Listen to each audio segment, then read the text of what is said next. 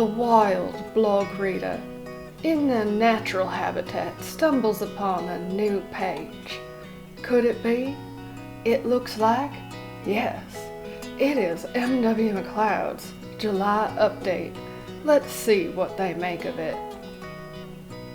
A frazzled-looking woman who is neither young nor old, with unkempt hair and wide, wild eyes, comes rolling into the blog space on a wheelie chair.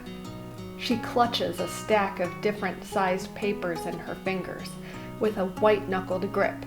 As she's rolling in, she rolls past the reader, headlong into the wall. A muffled yowl comes from within the drywall she's just turned into rubble. The author pulls her head out of the wall, among the sounds of a litany of swears, coughing, and many harumphs. After dusting herself off, she rolls back towards the blogger, looking almost put together, despite the bits of particles now stuck in the rat's nest atop her head. Alright, listen up, nerds. This is my monthly update. I'm only going to say this once, so don't make me repeat myself. Anybody who doesn't heed that advice answers to Zangranath. And if you haven't met him, trust me when I say you don't want to. Anyway, the author trails off as she stares at the batch of papers with a blank expression. Though the expression is blank, internally, a panic attack is imminent, as she stares at a recipe for chopped cheese sandwiches for some reason, instead of her well-crafted monthly update. Her face begins to turn more and more red as she's forgotten to breathe sometime in the last 30 seconds or so. When she inhales, the entire room is filled with the sound and nothing else. Alright then!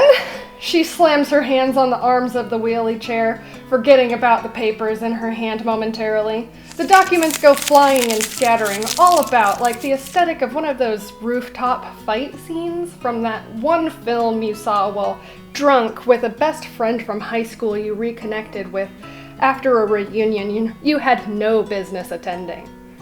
We're doing it live! Message redacted, she says in a high-pitched squeak.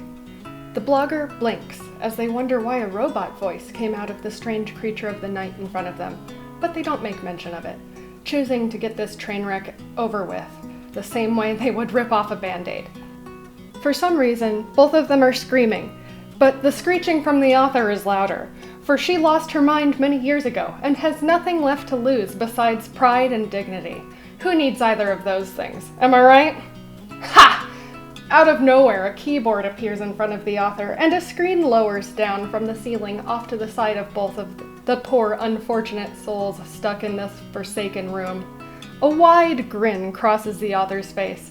Her eyes become alight with distinct pleasure as she begins to type rather than converse with another human. The thrum of fingers tapping on the keyboard fills the air with a familiar and comforting feeling. Thank you for coming, dear readers, to my small slice of the internet. I have a lot going on personally and professionally, and I'm not going to lie. Like a level 3 Dungeons & Dragons wizard after a single encounter, a sandwich and a nap is looking better and better by the minute. A few items of note include, but are not limited to, the series formerly known as Terms and Conditions is being re-released this month, along with a 4th new book in the series. The reasons behind all of that are too many to attempt to fit into a single blog.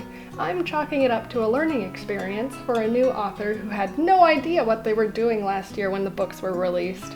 Book 4 in the Deals of the Damned series is a standalone spin-off, following 2 characters named Tarso and Lily. These two have the chemistry of potassium and water, so be prepared for a hot enemies to lovers paranormal romance where a demon hunter falls in love with the demon he's hunting.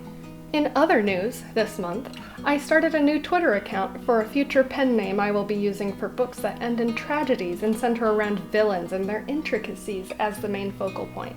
My new pen name is Maria Kayatsa.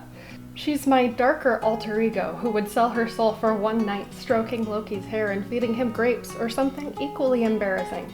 Dealer's choice. For the record, please still call me Marie. When I put Marie next to Kayatsa, it looked weird.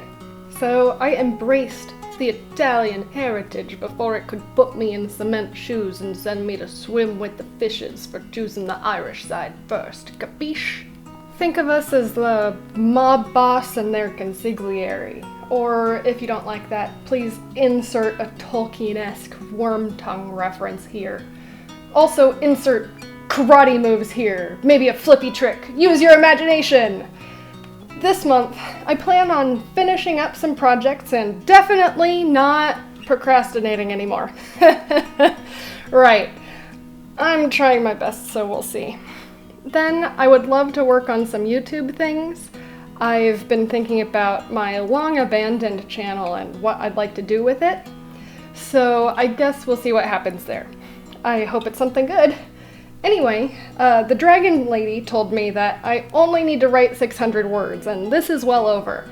I'm not even sure I can successfully voice this over without stuttering a bazillion times, so let's cut our losses, shall we? McLeod, out. This ends your scheduled broadcast.